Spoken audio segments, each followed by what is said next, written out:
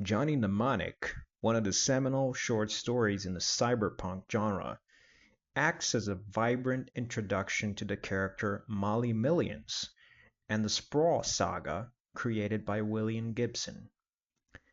The story bursts with youthful energy and promises of conflicts waiting to emerge, and yet Johnny himself is depicted as a passive character, merely a MacGuffin, a side quest in the much more compelling narrative that revolves around Molly, who crashes into his life uninvited. In Johnny Mnemonic, Johnny is being chased primarily because he's a data courier with a secret. He has stored highly valuable and sensitive information in his brain, which he's not authorized to access.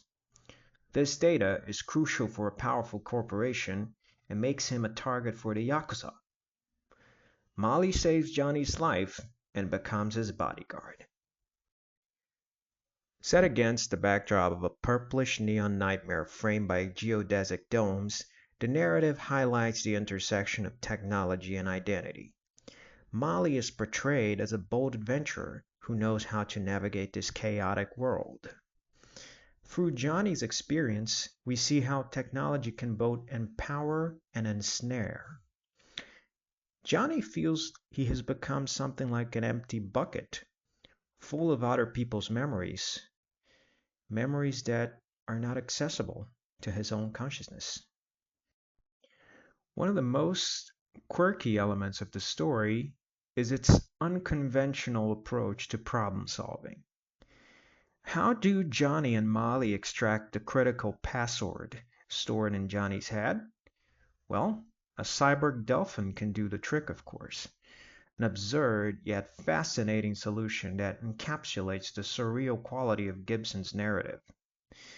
Similarly, when faced with the Yakuza killer, the characters lure him into an arena constructed by a tribe of pseudo-Luddites, highlighting the unusual and often comedic turns that the story takes. Moreover, Johnny Mnemonic can be seen as a reflection of the fatalistic nature of cyberpunk.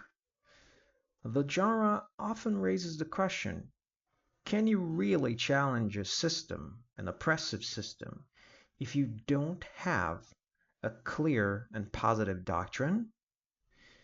Johnny and Molly certainly have none. They're only looking after their own individualistic interests.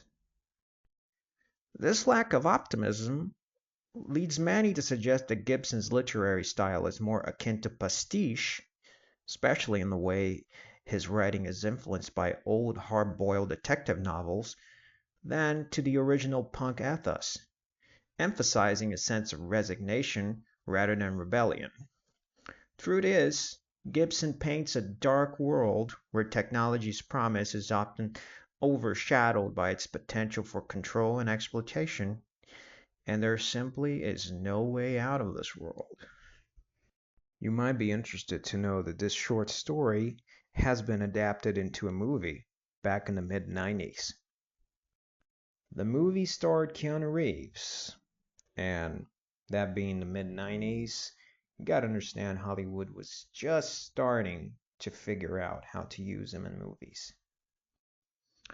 Reeves occupies a special position in Hollywood in that he can play, often simultaneously, an action hero, which is what he did in Speed, for instance, and a meditative hero in a journey of self-discovery, much like he did in Bertolucci's Buddha movie.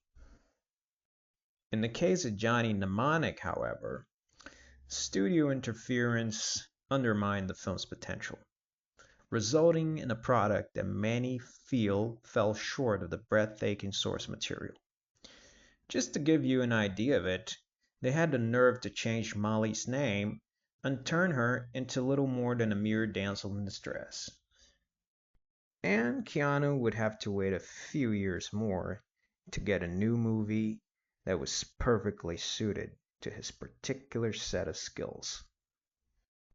In conclusion, Johnny Mnemonic not only introduces readers to the Sprawl universe, but also serves as a perfect introduction to cyberpunk in general.